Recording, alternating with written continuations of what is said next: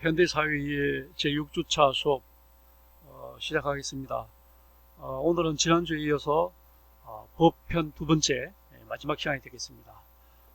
우리가 지금 강의에 나와 있는 것처럼 우리 3주 동안 정치편을 공부했습니다. 그러면 지난주에 이어서 이번 주까지 하면 법이 끝나게 됩니다. 다음 주에 우리가 이제 경제에 들어가서 첫 부분 기초이론을까지 공부를 하고 중간 시험을 보게 됩니다. 그 다음에 이어서 이제 경제학, 사회학 이런 식으로 진도를 나가도록 그렇게 하겠습니다. 우리가 이제 지난 시간에 본 것이 주로 이제 사법 쪽을 봤잖아요. 오늘은 이제 공법 쪽을 보게 됩니다. 우리 책으로 보면은 주교재 보면 124페이지부터 나와 있습니다. 그러니까 지금 진도를 굉장히 이제 분량이 많은 법 부분을 지난주와 이번 주로 나누어서 이제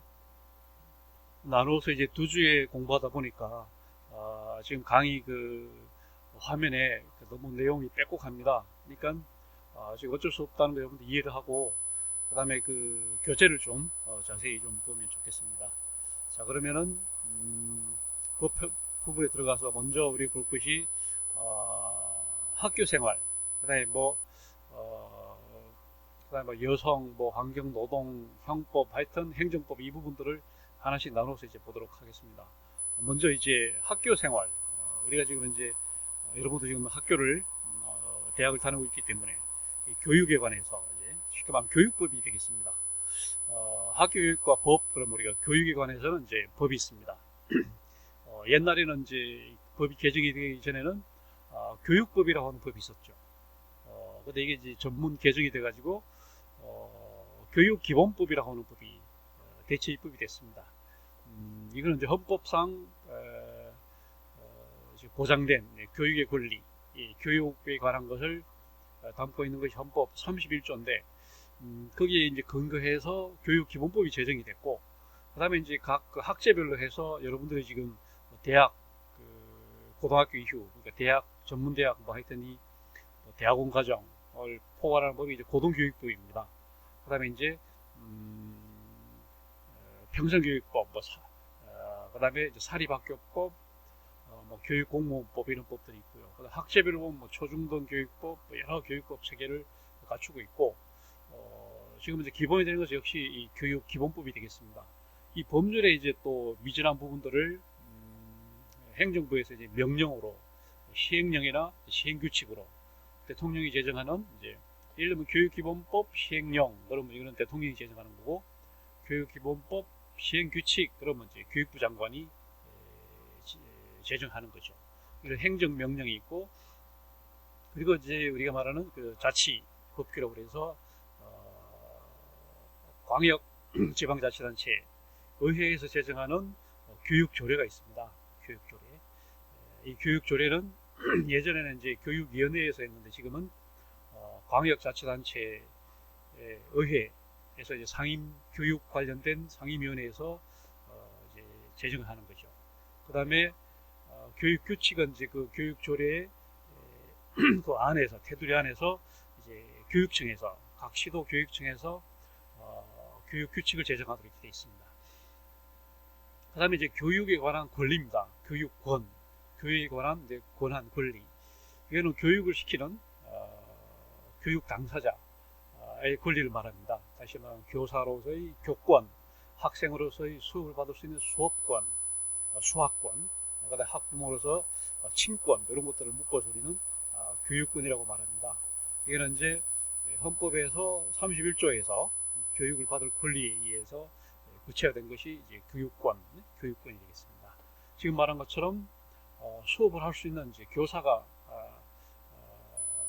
또 교수가 누리는 게 이제 교권이고, 그다음에 학생들이 이제 배울 수 있는 권리, 이건 수학권이고, 이거는 이제 공부를 할 수 있는 학습권이 있고, 또 자치권이 있습니다.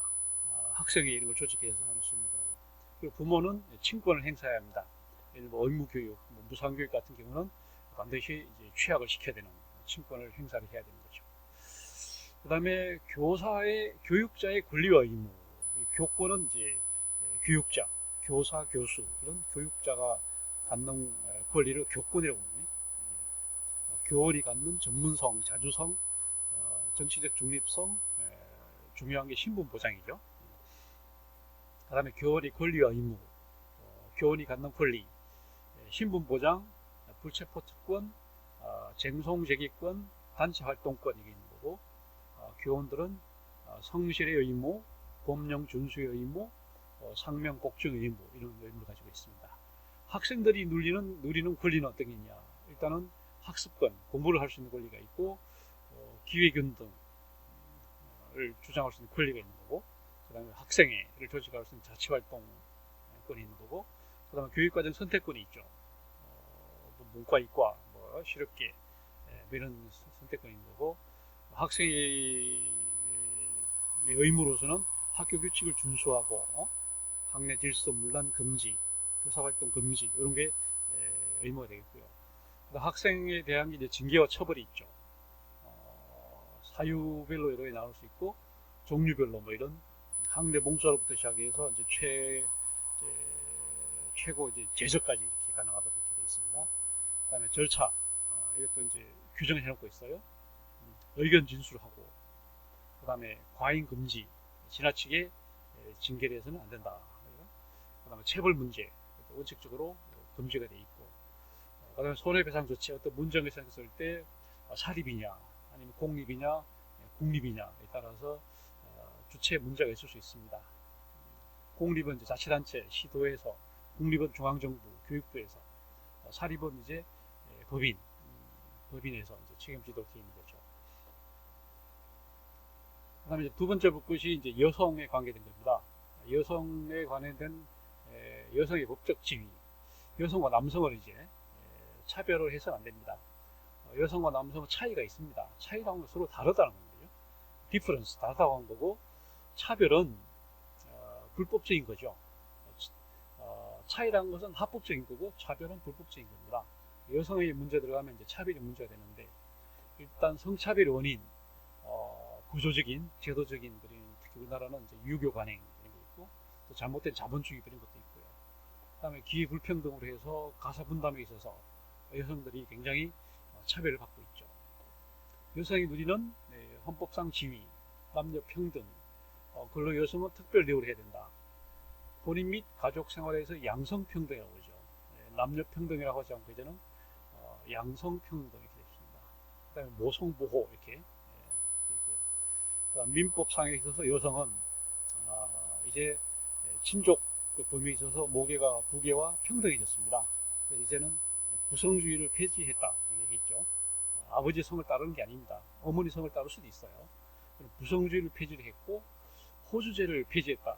저런 얘기했죠. 가족관계 등록제로 대체됐다 이런 얘기를 했습니다.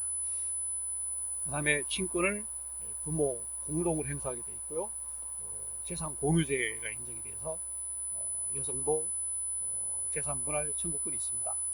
그러나 사회법상으로 여성은 근로기준법상에서 남녀 차별 금지를 권리가 있는 거고요. 그다음 신체적 생리적 약자이기 때문에 특별 보호를 받을 수 있는 거고, 산 전후에 유급 휴가를 누릴 수 있고, 그다음 육아 시간을 보장을 해야 되고, 그다음 모성 보호를 위한 특별 보호를 하도록 이렇게 되어 있습니다. 그다음에 남녀 고용 평등, 일가정 양립 지원에 관한 법률이 제정이 됐고요. 그래서 차별과 차이를 구분해야 한다고요. 기본법이 여성 발전 기본법입니다. 그다음에 성차별과 성범죄, 성차별이라고 하는 것은 아까 말한 것처럼 차별은 이제 불법적인 것이다. 차이는 합법적인 것이다. 이렇게 하는 거죠. 그래서 해소하는 방안은 실질적으로 평등한 권리를 이제 확보를 해야 되고, 인식이 바뀌어야 되고, 그다음에 이제 뭐 공무원이나 이런 뽑을 때 남녀 성별 할당제를 해야 되고, 그다음에 실질적으로 일가정이 양립할 수 있는 그런 방안을 마련해야 된다 이런 얘기입니다. 성범죄 이런 게 있습니다. 강간추행, 뭐 성풍속 뭐 이런 거. 그다음에 친고죄입니다. 간통죄와 강간죄는 이제 친고죄로 이렇게 돼 있고요. 우리 간통죄는 이제 폐지가 된 거고요. 그다음에 성범죄가 증가하는 요인들이 있습니다. 그다음에 성희롱은 양립 지원에 관한 법률 2조에서 성희롱은 현재는 형사처벌 대상이 아니라 민사 대상이라는 그런 문제점이 있겠습니다. 그다음 소비자에 관련된 겁니다. 소비자를 이제 보호할 필요성이 생겼다. 생산자와 소비자, 수요자, 공급자가 이제 평등해야 되는데 현실적으로 그렇지 않다는 거죠. 독점 자본이 등장함으로 해서 생산자와 소비자가 대등 관계가 깨져버렸습니다. 그러다 보니까 이제 피해자들의 피해가 소비자들의 피해가 이제 급증하고 있고, 또 이제 생산자, 공급자들이 허위 과장 광고가 이제 증가하면서 소비자들이 이제 판단하기 어려워졌습니다. 그다음에 제품이 질이 어떤지에 대한 전문적인 그런 필요성이 증가해서 이제 소비자 단체에서 질을 검증을 하죠. 그래서 처음으로 제정된 것이 1986년도에 소비자 보호법이라는 게 제정이 됐고요. 그래서 그때 이제 설치된 게 한국 소비자 보호원이라고 하는 게 이제 생겼죠. 그래서 2007년도에 이제 개정이 돼갖고 이제는 소비자 보호 기본법이 됐습니다. 그리고 지금은 한국 소비자원이 됐습니다. 보호자를 뺐어요. 그리고 소비자 단체가 증가하고 있다. 소비자의 8대 권리는 소비자 기본법에서 이제 열거를 하고 있습니다. 한번 여러분들이 보면 되겠습니다. 소비자들의 책임도 있습니다. 용도를 지켜야 됩니다. 문제점을 지적하고 또 정직하게 이렇게 약점을 이용해서 이익을 취해서는 안 되는 거고, 그 다음에 전략을 해야 되고, 정부는 이런 소비자 보호의 시책을 지원을 해야 되고, 사업자들은 협력을 해야 되고, 소비자원에서는 상담, 조사, 연구, 시험 검사 이런 일을 하도록 하게 되어 있습니다. 아까 말한 것처럼 소비자 기본법이 이제 제정이 돼서 계약을 해지할 수 있고 청약을 처리할 수 있게 됐고요. 그 다음 독점 규제 및 공정거래에 관한 법률이 제정이 돼서 공정경쟁, 그 다음에 제조물 책임법 이런 것들이 구비되어 있습니다. 소비자 피해를 구제 절차, 이거는 일단은 보상 요구를 하고, 한국소비자원에 대해서 피해 구제를 의뢰를 하고, 그 다음에 소비자분쟁조정위원회 조정을 해서 거기에서도 이제 위협하면은 민사소송을 제기할 수 있도록 이런 식으로 진행이 되고 있습니다. 그 다음에 이제 노동 환경 묶어서 한번 보도록 하겠습니다. 이것도 마찬가지죠. 노동이라고 하는 것도 이제 노사가 이게 평등을 해야 되는데, 아까 말한 것처럼 독점 자본들이 등장하면서 노사 평등이 깨졌죠. 노동자가 훨씬 더 불리한 상황에 놓였습니다. 그러다 보니까 국가가 개입을 해서 사용자가 아니라 노동자의 편을 들어서 이 계약이 공정하게 되도록 해야 되겠다고 해서 노동법이 굉장히 중요해졌습니다. 노동법이라는 것은 이제 우리가 지난 시간에 얘기했듯이 본래는 이게 사법입니다.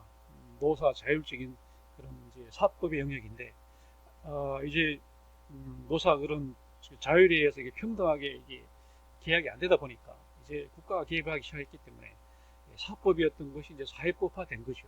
그래서 노동법 본래는 사법이었던 것이 사회법화된 것이다, 이렇게 얘기할 수 있습니다. 이 근로자의 권리에 대해서는 우리나라 이제 근로자 보호법이 등장이 됐습니다. 이게 바로 근로기준법이죠. 근로기준법이 이제 등장을 했고요. 근로자의 사회적 사회권을 보장을 하는 겁니다. 이거는 노동기본권이라고 해서 바이마르 헌법 때 이제 처음으로 유래가 됐고, 그 다음에 헌법상 근로의 권리가 있습니다. 그리고 노동 3권이 있습니다. 우리가 말하는 단결권, 단체교섭권, 단체행동권이라고 하는 노동 3권이 보장이 되어 있습니다. 그리고 근로자는 이런 권리만 있는 것이 아니라 의무가 있습니다. 헌법 32조에서 근로의 의무를 누리게 있고요. 그 다음에 이 의무는 어디서 온 거냐에 대해서 두 가지 주장들이 이제 맞서 있습니다. 이건 자본주의적 윤리 의무다, 이렇게 말하는 사람이 있고, 이건 사회주의인 것이다, 사회주의에서 왔다, 이런 식으로 말하는 주장들이 있습니다. 그러나 이것을 글쎄요. 그 다음에 근로관계법, 현재 이제 근로에 관계된 법들을 보면 역시 제일 기본이 되는 법이 근로기준법입니다. 이거는 이제 일단 근로자의 편에서 사용자가 최소한을 지켜야 될 그런 기준, 최저선을 이제 규율한 법이 바로 근로기준법입니다. 그래서 근로를 할 수 있는 최저 조건을 보장할 수 있도록 하고, 그 다음에 약자인 근로자를 보호하도록 해서 사용자는 반드시 강제적으로 이 법을 지키도록 이렇게 되어 있습니다. 여기 나와 있는 조항들 보면 임금에 대해서, 근로시간에 대해서, 근로조건에 대해서 이렇게 나와 있고요. 차별 대우를 금지하게 되어 있고, 그 다음에 최저 근로조건을 준수하게 되어 있고, 이걸 어겼을 경우에는 이제 정부가 개입할 수 있는, 고용청을 통해서 개입할 수 있는 근거를 만들어 놨습니다. 그리고 강제 근로를 못하게 이렇게 되어 있습니다. 이런 법이 있고, 그 다음 하나가 뭐냐면 이제 노동조합 및 노동관계 조정법입니다. 여기서 노동 3권을 보장을 하고 있고요. 노동쟁의 시에 조정을 하도록 되어 있습니다. 그 다음에 이제 노동위원회법이라고 하는 법이 있습니다. 이게는 이제 행정위원회에 관한 거죠. 쉽게 말하면 노사분규가 났을 때 일단 법원에 가기 전에 행정심판을 거치잖아요. 행정부 안에서 먼저 노사분규에 관한 해결을 도모하는 그런 절차가 바로 노동위원회 법입니다. 그래서 노동위원회거든요. 이게 이제 지방노동위원회가 있고 중앙노동위원회가 있습니다. 진노위, 중노위가 있는 거죠. 그래서 이제 그 노사분규가 났을 경우에 1차적으로 근로자가 제기할 수 있는 것은 진노위에다가 그 다음에 그게 불복하면은 그 다음에 중노위에다가 그게 불복하면 그 다음에는 이제 법원으로 가는 거죠. 이런 식으로 노동위원회는 가장 대표적인 형태의 행정위원회죠. 행정위원회. 준사법 기능을 하는 행정위원회다 이렇게 얘기할 수 있겠습니다. 노동쟁의 방법은 근로자가 할 수 있는 게 있고 사용자가 할 수 있는 게 있죠. 사용자가 할 수 있는 것은 직장 폐쇄밖에는 다른 방법이 없습니다. 근로자는 뭐 파업, 태업 뭐 이런 여러 가지 노동쟁의 방법이 있습니다. 노동쟁의 조정 방법, 조정은 지금 말한 것처럼 진노위, 지방노동위원회 조정위원회에 대해서 일단 조정안을 내고요. 그 다음에 이제 중재는 이제 중앙노동위원회에다가 재심을 청구하는 겁니다. 재심을 또 청구할 수 있는 거고, 이런 중노위 결정에 대해서 불복하게 되면 이제 행정소송을 제기할 수 있는 겁니다. 그 다음에 긴급조정이라는 게 있습니다. 이거는 긴급사안에 대해서 노동부 장관의 고용노동장관의 결정으로 중앙노동위원회가 긴급조정을 할 수 있는 겁니다. 그 다음에 환경에 관련된 것도 이제 본래는 이제 뭐 기업들이 준수하도록 되어 있는 게 본래는 뭐 환경법인데 환경에 관한 건데 이것도 잘 이제 기업들이 따르지 않으니까 정부가 이제 개입하게 되는 그런 상황입니다. 환경권이 있습니다. 환경에 쾌적한 환경을 향유할 수 있는 권리, 이게 이제 헌법상 35조에 지금 명시가 되어 있고요. 그 다음에 오염에 관계해서 이제 수질, 물, 그 다음에 공기, 대기, 토양, 그 다음에 해양, 이런 식으로 오염이 있고요. 그 다음에 공원, 도로, 임야, 그런 걸 누릴 권리가 있다는 거죠. 그 다음에 환경법은 헌법 35조에 기초해서 가장 기본 모법이 되는 것이 환경정책 기본법이라는 환경모법이 됩니다. 그리고 환경 문제는 그 업주가 꼭 잘못한 게 없어도 책임을 져야 됩니다.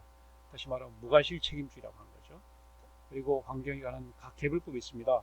아까 말한 것도 수질 오염에 관한 것, 대기 오염, 소음 진동, 여러 가지 그 법들이 있습니다.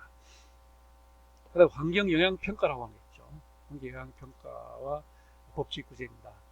환경 분쟁 조정을 신청을 해서 민사상 손해배상을 청구할 수 있고, 그다음에 환경오염을 제거해달라 이렇게 청구할 수 있고, 그게 안 될 경우는 행정소송을 제기하고 그다음 국가에 대해서 배상을 청구할 수 있는 그런 법적 구제 절차가 있습니다.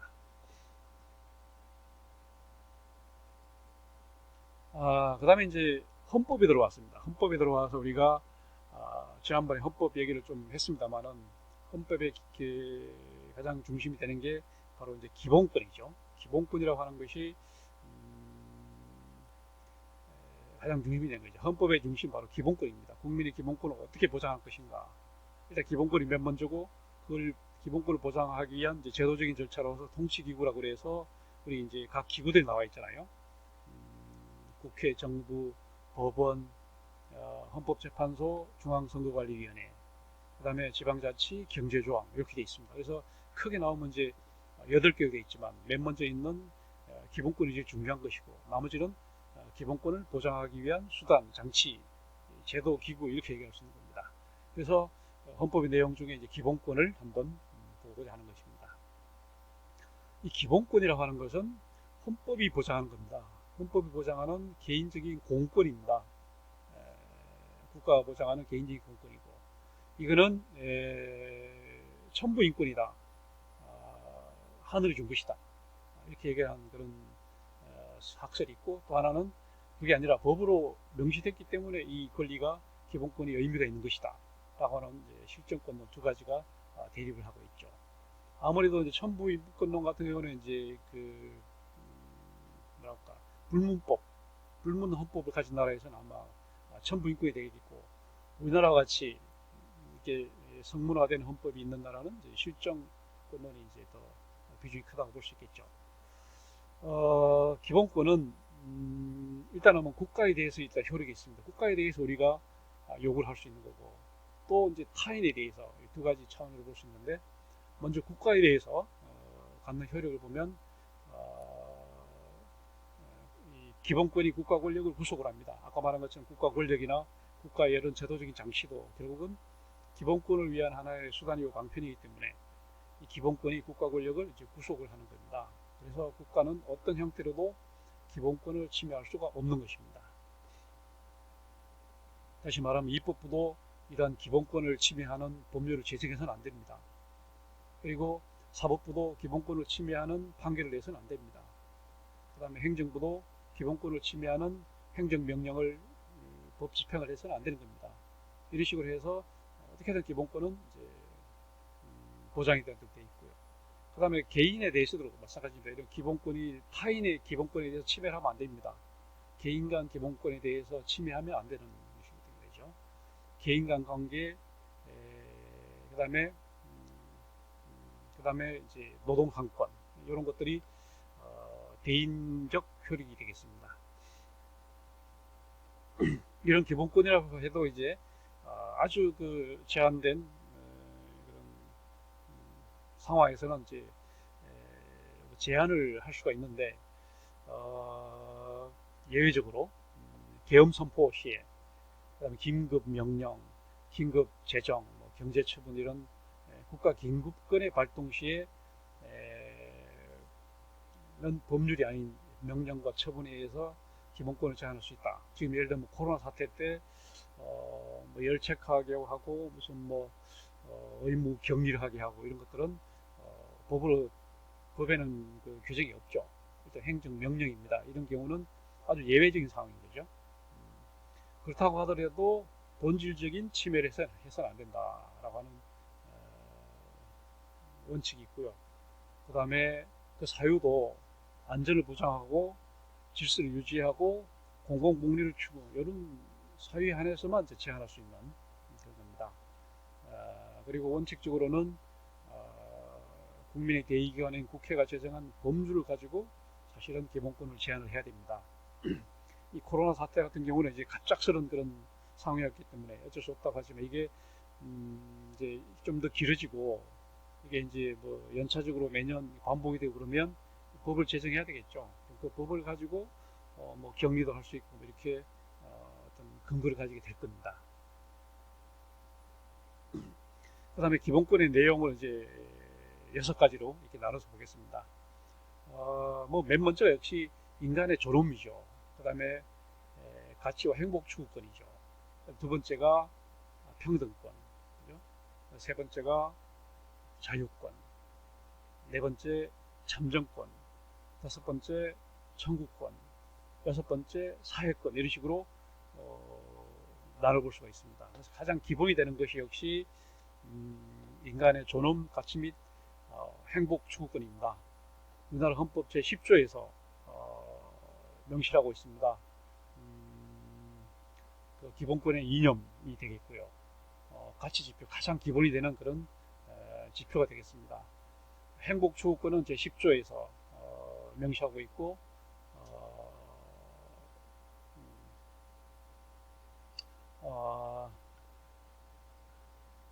그 다음에 이제 물질적 풍요, 그 다음에 정신적 만족은 물론이고 명시되지 않은 생명권, 신체 보호권, 개성 발현권, 쉴 수 있는 휴식권, 잠잘 수 있는 수면권, 햇볕을 쬐을 수 있는 일조권, 그 다음에 레저를 즐길 수 있는 스포츠권, 이런 것들이 기본권이라고 할 수 있습니다. 이것은 헌법에 열거는 되지 않았지만 너무나 당연한 인간의 존엄, 가치와 관계되는 것입니다. 이것은 천부인권이고 다른 기본권의 전제가 되는 것이 바로 인간의 존엄권이죠. 그 다음에 국가가 이런 인간의 존엄권을 반드시 보장하도록 이렇게 되어 있습니다. 열거되지 않았다는 이유로 경시되지 안 된다는 거죠. 두 번째가 이제 평등권입니다. 헌법 제11조에서 이거는 국가가 없다고 해도 인간이 기본적으로 누려야 되는 인권상의 평등이니까 이것은 이거는 기본권을 구현하기 위한 수단적인 기본권이죠. 네? 이 평등 자체가 목적이 아니고 다른 권리를 누리기 위한 하나의 수단적 권리다 이렇게 말할 수 있습니다. 또는 양면적인 권리다 이렇게 얘기할 수 있는 게 평등권이 되겠습니다. 그 다음에 자유권, 가장 이제 시기적으로 볼 때 근대 문이 열리면서 가장 기본이 됐던 게 이제 자유권이 있는 거죠. 그 다음에 이제 조금 더 시간이 가면서 이제 보통선거권이 보급이 되면서 참정권이 중요했던 거고, 그 다음에 좀 더 시간이 흐르면서 다양한 정치 참여를 보장하는 청구권이 이제 중요시된 거고, 최근에 와서는 이제 사회권으로 이렇게 비중이 점점 바뀌어가는 그런 겁니다. 그래서 이제 가장 원초적인 게 이제 자유권이라고 한 거죠. 우리가 이제 시민혁명 이후에 쟁취하고자 했던 게 자유권입니다. 핵심적인 기본권이죠. 일단 국가로부터 자유죠. 소극적 자유, 신체 자유, 이런 소극적 방어적 권리가 바로 자유권인 겁니다. 이것 또한 포괄적 권리로 봐야 됩니다. 다시 말하면 헌법에 열거되지 않았다고 해서 경시될 수 없습니다. 이거는 너무나 당연한 그런 거기 때문에 안 할 이유로 경시되지 않는 포괄성을 가지고 있습니다. 일단 뭐냐면 일단은 신체 자유가 가장 기본이 되잖아요. 신체를 구속해서는 안 되는 거죠. 죄형 법정주의에 의해서 죄가 되는 것과 거기 상응하는 형에 대해서는 오로지 법에서 정하도록, 다시 말하면 법이 정하지 않은, 열거하지 않은 죄는 성립되지 않고, 그렇기 때문에 당연히 형벌은 없는 걸로 이렇게 나간 것이 죄형 법정주의는 신체 자유의 가장 원칙이라고 말할 수 있겠고요. 적법 절차주의, 예를 들면 수사를 한다든지 무슨 구속을 할 때는 어떤 적법한 절차를 거쳐서 신체 자유를 제한을 해야 되도록 됩니다. 그 다음에 고문 금지, 이거는 국제 규약으로 해서 고문 금지, 그 다음에 자백 이런 걸 제한하는, 그냥 불리한 진술 거부권, 묵비권도 행사할 수 있고, 그 다음에 이제 신체 자유를 제한할 때는 영장을 반드시 제시하도록 되어 있고, 그 다음에 변호인의 도움을 받을 권리가 있고, 그 다음에 신체 자유를 제한할 때는 이유를 알려줘야 되고, 그 다음에 그 가족들한테도 통지할 의무가 있는 거죠. 특히 이제 구속할 때는 적부심사제가 있어서 구속 적부심을 받아볼 수가 있는 거죠. 피고인의 자백 능력을 제한하는 겁니다. 고문에 의해서 자백도 할 수 있으니까 자백을 그대로 믿어서는 안 된다는 얘기죠. 그다음 형벌 불소급의 원리, 그 이전까지 소급해서 처벌할 수는 없다. 겁니다. 일사부재리 원칙, 한 번 처벌하면 두 번 처벌할 수는 없다. 그리고 연좌제, 가족들의 어떤 잘못 이런 것들을 물려받아 연좌제를 금지하고 있고요. 그 다음에 일단 형사 피고인은 죄가 드러나고 형이 확정될 때까지는 무죄 추정의 원칙이 적용됩니다. 그래서 이제 기본이 되는 게 거주 이전의 자유, 이사 여행의 자유 당연히 포함되겠죠. 직업 선택의 자유, 주거의 자유 안에는 프라이버시, 그 다음에 영장이 필요하다, 사생활의 자유, 통신의 자유, 검열 도청 금지, 양심의 자유, 절대적 자유고, 종교의 자유, 국교는 없다, 국교 불인정, 정교 분리, 정치와 종교는 분리한다, 언론 출판 집회 결사의 자유, 다시 말하면 표현의 자유, 학문과 예술의 자유, 재산권 행사의 자유, 우리는 사유재산권을 보장하고 하는 거죠. 정신적 자유, 양심의 자유, 종교, 언론 출판 집회 결사의 자유, 학문과 예술의 자유, 이런 거예요. 그 다음에 사회 경제적 자유, 이런 식으로 분류를 해볼 수 있다는 얘기입니다. 이런 자유권의 시대를 지나면서 이제 우리가 보통 선거권이 이제 보급이 되면서 일정 연령이만 이르면 누구나 이제 정치에 참여할 수 있는 그 권리가 중요해졌습니다. 그로 인한 이제 참정권이라고 그러고, 이거는 정치적 기본권이 되는 겁니다. 이거는 이제 능동적 권리입니다. 권리면서 당연히 의무가 되는 거죠. 헌법상 참정권은 공무원 선거권이 있습니다. 그 다음에 피선거권과 공직 시임권과 같은 이런 공무담임권이 있고요. 그 다음에 중요 사안에 대한 국민투표권을 갖는다. 이게 바로 핵심적인 참정권입니다. 이거는 이제 선거에 참여한다는 얘기죠. 여기서 이제 이걸 미흡하다고 해서 이제 보완적으로 나온 것이 바로 청구권이라고 하는 거죠. 청구권. 이건 수단적 권리. 이것도 청구 자체가 목적이 아니라 어떤 권리를 시현하기 위한 하나의 수단에 불과한 청구권입니다. 그 다음에 적극, 열거, 개별적 권리고, 헌법상 청구권이 뭐냐면 청원을 낼 수 있는 거고, 그 다음 재판 청구권이 있어요. 그 다음에 국가에 대해서 배상 청구할 수 있고, 형사보상을 청구할 수 있고, 그 다음에 국가에 대해서 구조를 청구할 수 있다. 이런 것들이 청구권입니다. 선거에 의해서 미흡한 그런 것들을 청구할 수 있는 권리, 이게 바로 청구권입니다. 그리고 이제 최근에 와서 중요해진 게 바로 사회권이죠. 사회권. 사회권이라고 하는 것은 적극적 권리입니다. 어떤 뭐 자유권이나 이런 좀 소극적 권리가 아니라 적극적으로 요구할 수 있는 것. 현대적 권리고, 그 다음에 열거적 권리고, 복지국가적 권리입니다.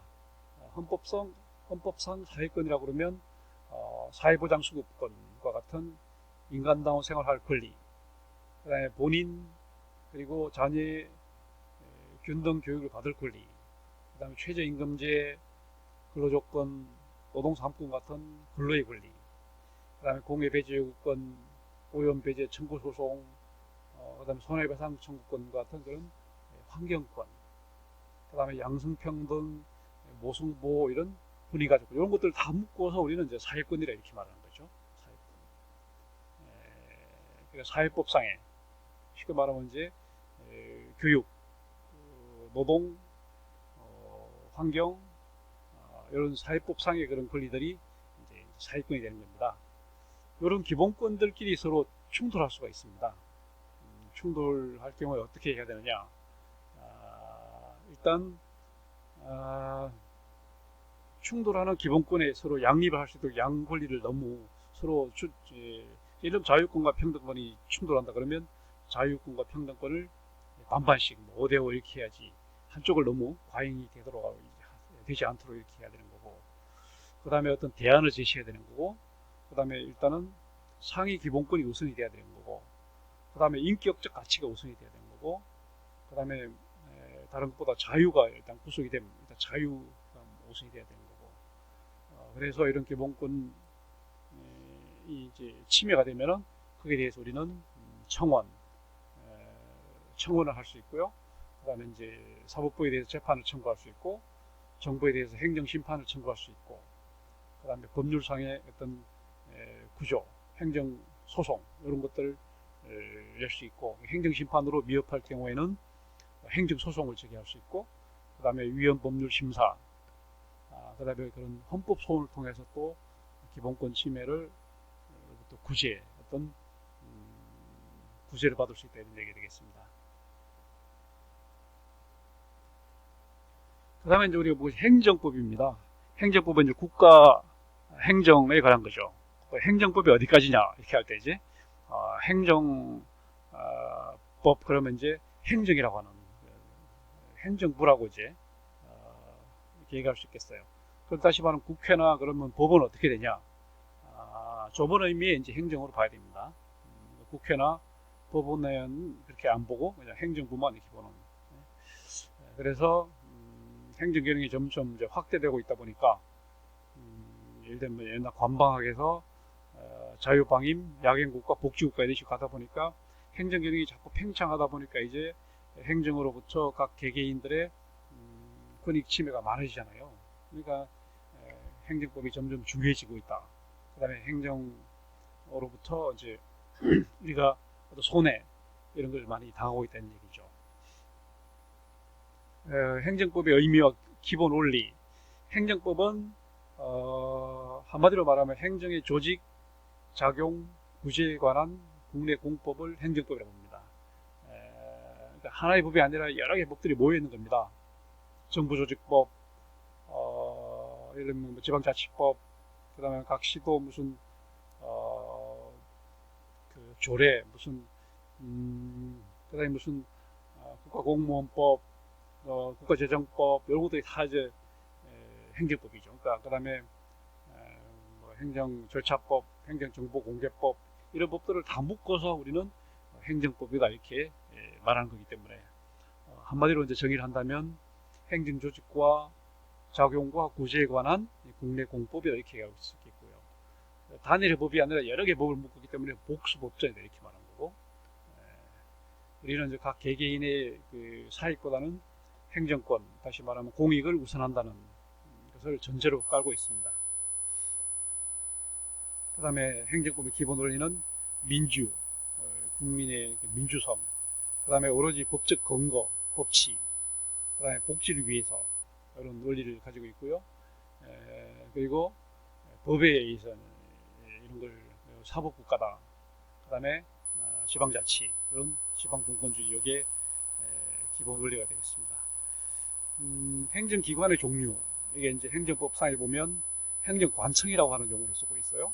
행정관청의 안에 보면 이제 각 뭐 국과 개, 팀 이런 게 있잖아요. 이런 것들은 보조기관이라 이렇게 말하는 거고, 거기에 무슨 예를 들면 자문기구가 있어요. 예를 들면 뭐 담당관실, 뭐 언론 홍보 담당관실, 뭐 법무 담당관실 이런 담당관, 자문기관에 오죠. 그 다음에 또 집행은 직접 그 어떤 권한을 가지고 하는 집행기관이 있고, 또 감사만 하는 또 감사기관도 있고, 그 다음에 뭐 준입법기관도 있고 또 준사법기관도 있고 여러 가지 기준으로 행정기관들을 분류할 수가 있습니다. 그 다음에 행정구제입니다. 지금 말한 것처럼 이제 행정부가 하는 일들이 많아지고 각 개인의 어떤 권익을 침해하는 일이 많아지다 보니까 그런 침해하는 그 권익을 메꿔주는 보전, 전보 이런 게 굉장히 중요해졌잖아요. 그런 것도 우리는 행정구제다 이렇게 구제다고 있거든요. 행정구제. 그리고 현재 우리가 말하는 사전적 구제, 사후적 구제 이런 식으로 나눠볼 수 있는데, 사전적으로 미리 내가 정부로부터 손해를 볼 것 같다 이렇게 이제 미리 보고는 하는 수 있는 게 청문, 청원, 민원, 뭐 정보공개 청구 이런 걸 통해서 내가 사전에 정부로부터 내 권익 침해를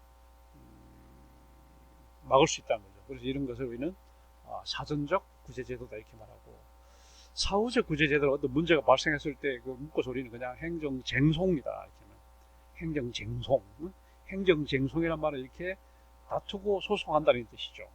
두 가지를 묶어서 행정쟁송이라고 말합니다. 행정부 안에서 할 수 있는 행정심판과 사법부에 가서 우리가 판결을 받아볼 수 있는 행정소송으로 나눠볼 수 있는 거죠. 그러니까 일단은 이제 행정부로부터 내 개인 권익이 침해당하면 일단은 행정심판을 청구합니다.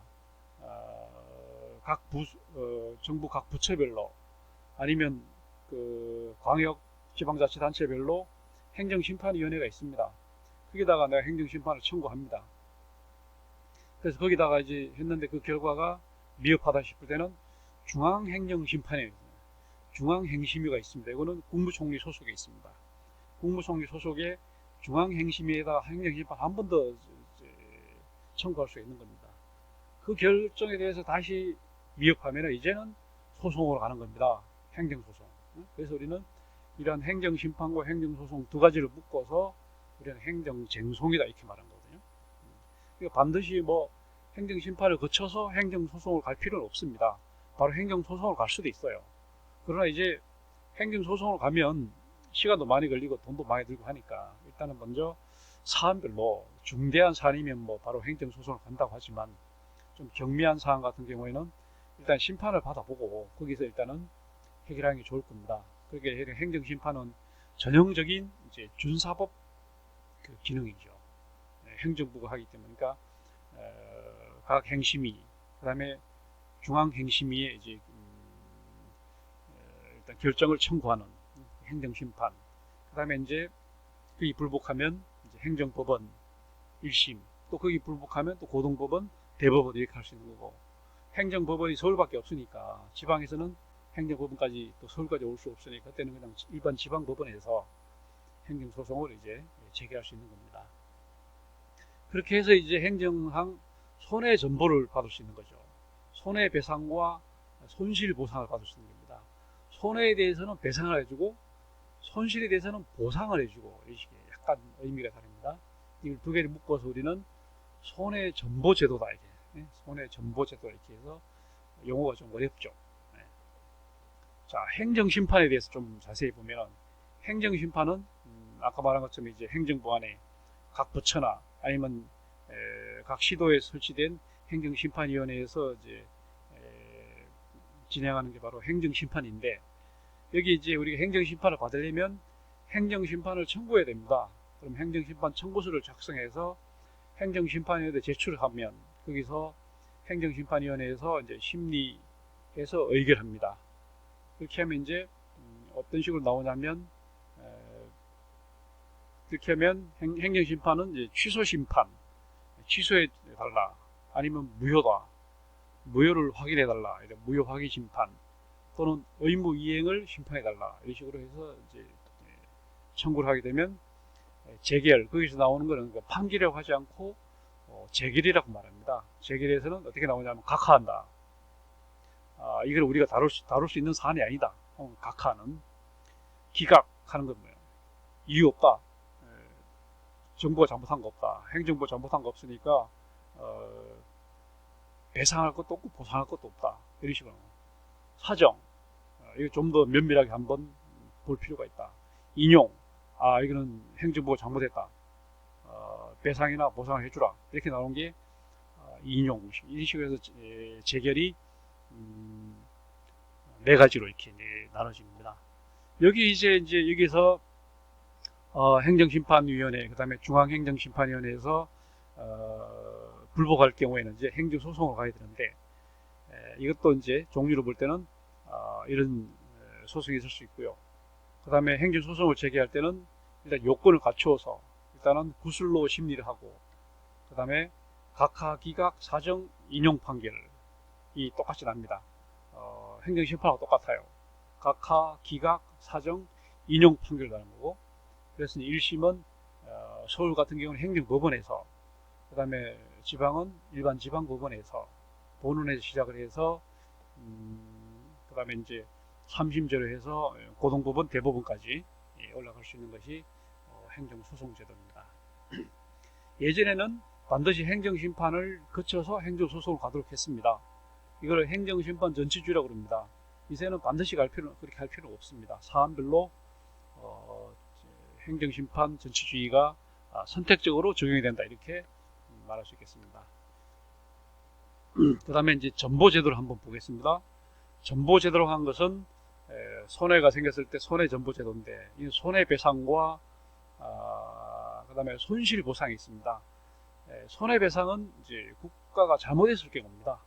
위법했을 경우에는 손해배상해주라고 합니다. 이는 국가배상법에 의해서 손해배상 청구 소송 선택을 해서 이렇게 할 수 있는 거고, 그 다음에 손실보상은 이거는 적법했을 때 국가가 잘못한 건 없고 적법하게 했으나 개인에게 피해가 갔다, 이럴 경우에는 정당한 현금 보상을 하도록 되어 있고, 여기 불복할 경우에는 행정심판이나 행정소송을 제기할 수가 있는 겁니다. 이런 걸 묶어서 우리는 행정구제다, 이렇게 얘기한다.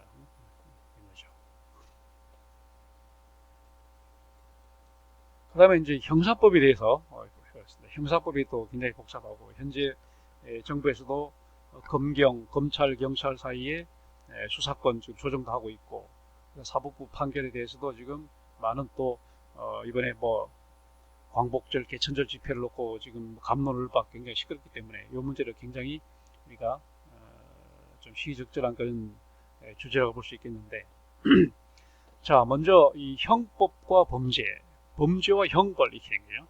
형법이라는 것은 어떻게 범죄가 되고 거기에 대해서 어떠한 형벌을 가하는지, 그리고 어떤 보안 처분에 관한 법률, 이런 것들을 우리는 형법이라고 얘기합니다.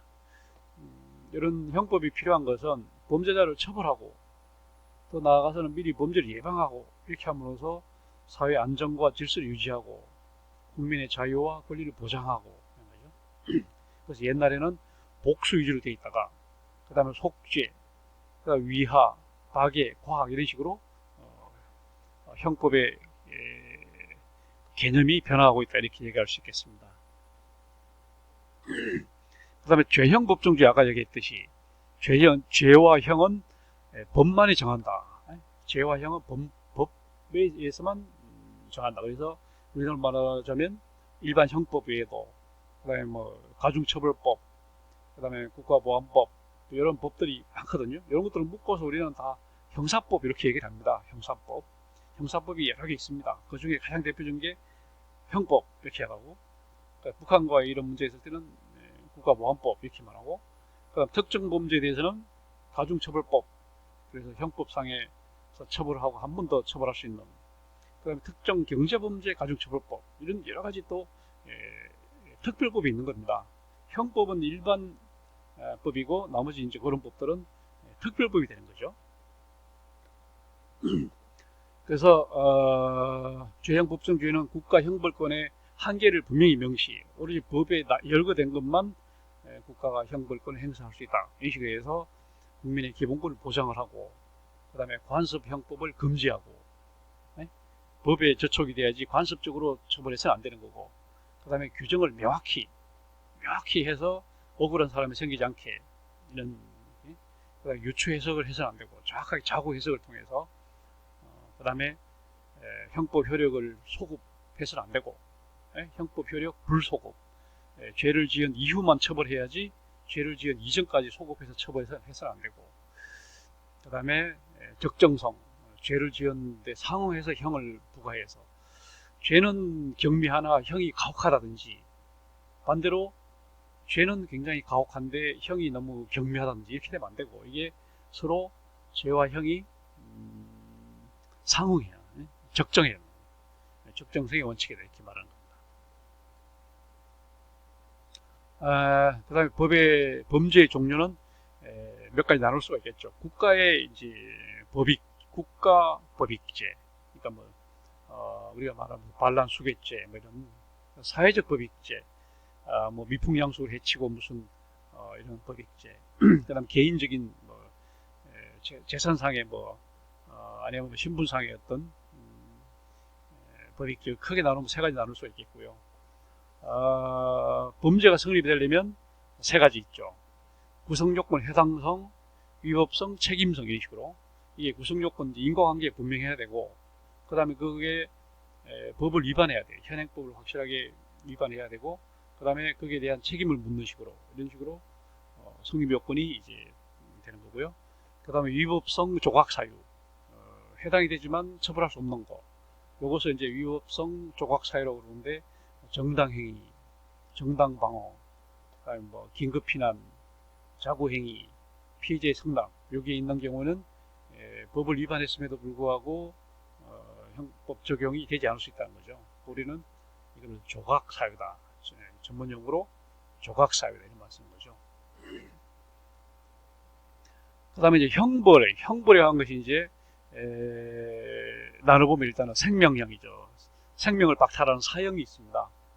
그 다음에 이제 그 사람의 신체적인 자유를 구속하는 그런 자유형이 있죠. 여기에 대해서는 징역, 금고, 구류 이런 것들이 이제 자유형이고, 그 다음에 재산형이 있죠. 돈으로 해서 벌금, 과료, 몰수 이런 것들이 재산형입니다. 과태료는 형벌이 아니죠. 그건 행정벌이죠. 하여튼 벌금, 과료, 몰수 이겁니다. 그 다음 명예형도 있습니다. 자격 상실, 자격 정지, 변호사 자격, 의사 자격 같은 게 뭐 상실되든지 정지되든지, 뭐 이런 운전면허증 같은 경우도 명예라고 볼 수 있는 거죠. 그렇습니다. 그 다음에 형의 종류는 뭐 이런 법정형, 처단형, 선고형, 뭐 이런 식으로 나올 수 있는 거고, 그 다음에 대체 형벌이 있습니다. 아까 말한 것은 그 형벌의 종류 이상의 어떤 보완처분, 보호감호, 치료감호, 그 다음에 사회봉사명령, 수강명령 이런 것들이 대체 형벌입니다. 그 다음에 사이버 시대에 와서 이제 사이버 범죄가 많아지고 있다는 얘기가 있고요. 그 다음에 소송이 있습니다.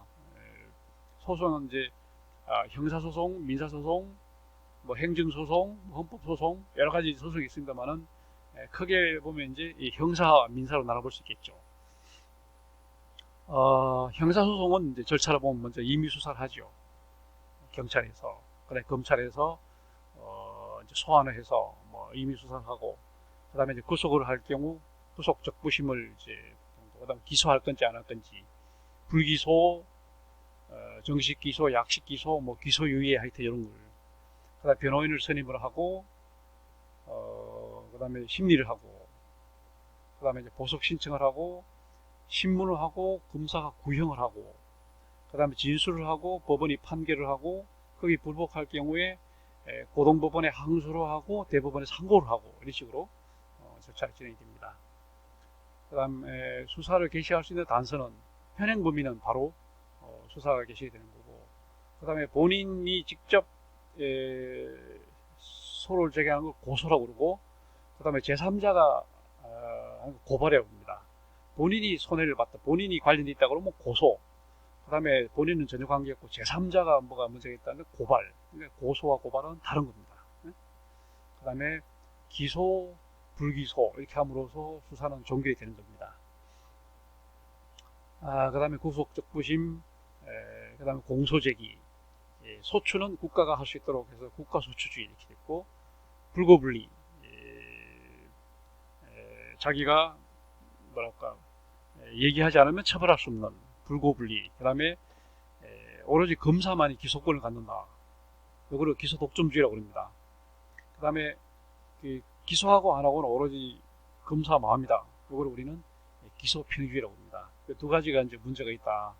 검사들을 우리가 통제할 수 없기 때문에 이거를 제한해야 된다. 이런 식으로 지금 형사소송법을 지금 개정하고 있는 거죠. 그 다음 민사소송은 왜 하느냐? 자력구제를 금지하는 거죠. 자기 힘으로 스스로 해결해서는 안 되고, 그래서 민사소송을 통해서 해결해라. 채권 채무했을 때도 소송을 통해서만 해결하라. 이런 거죠.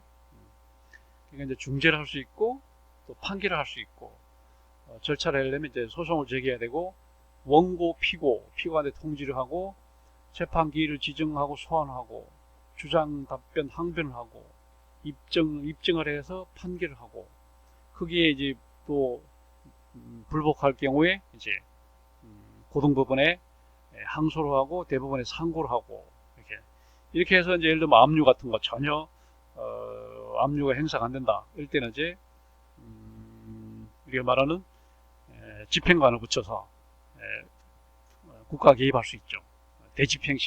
대집행을 시켜서 집행관이 이제 압류를 해서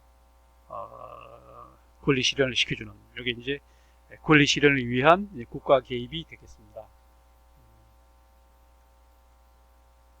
자, 그 다음에 마지막이 법문화입니다. 그다음에 법률구조제도, 법문화. 우리나라 법이 어디에 속하냐? 대륙법에 속하냐? 독일, 프랑스, 그 다음에 뭐 스웨덴 이런 대륙법에 속하냐? 아니면 영미법, 영국, 미국, 영연방 쪽에 속하냐? 이런 거죠. 대륙법은 주로 이제 성문법주의고, 영미법은 주로 불문법 중심으로 되어 있다. 이렇게 얘기할 수 있겠고요.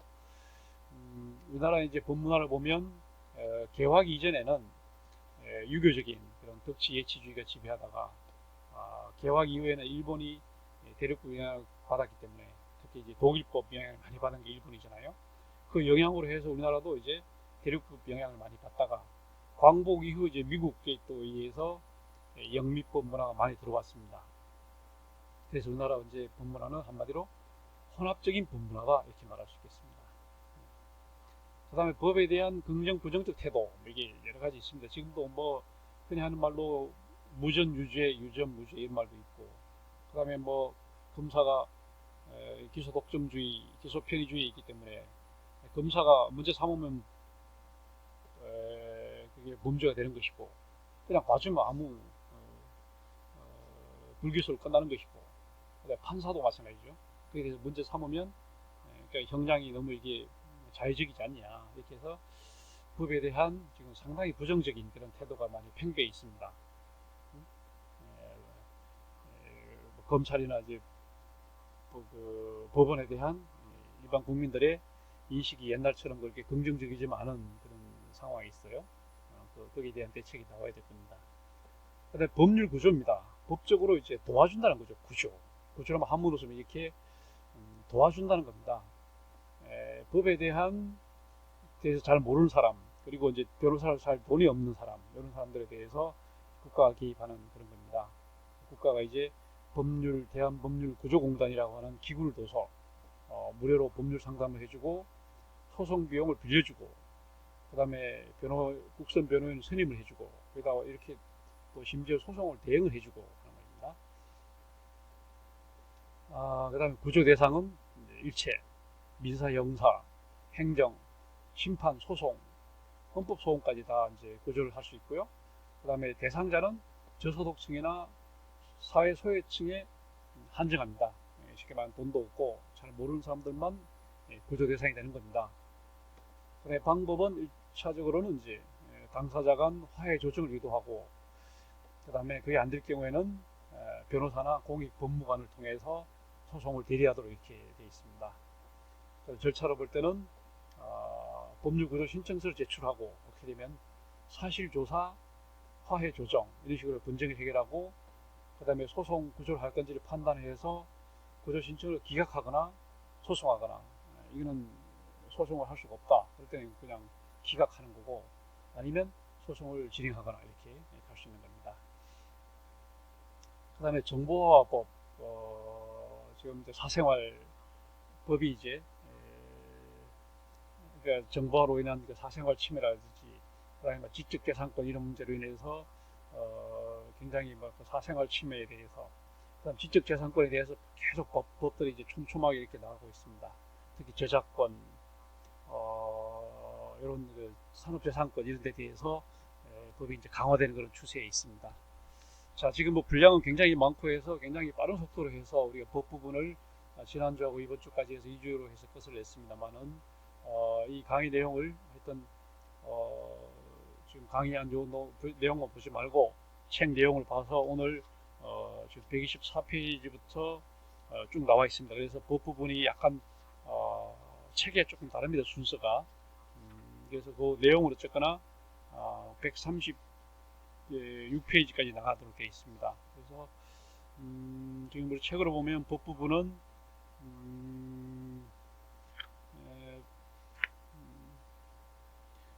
119페이지부터 말이죠, 136페이지까지 나와 있으니까 그 법 부분을 좀 잘 읽어보기 바라겠습니다.